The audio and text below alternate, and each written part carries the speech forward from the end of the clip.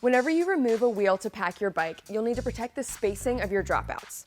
If you don't put a spacer between your frame and fork dropouts, they can get compressed, bent, or broken during shipping. You can use a pre-made dropout spacer like the ones your bike shop may have from past bike shipments, or the ones that come with our BikeFlights Bike Boxes. You can also make your own out of cardboard, PVC pipe, or wood.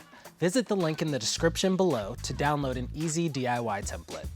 After removing your wheel, insert the axle spacer between your dropouts. Depending on which type of spacer you use, secure it into place with tape, or install your through axle or quick release skewer through both the dropouts and the spacer.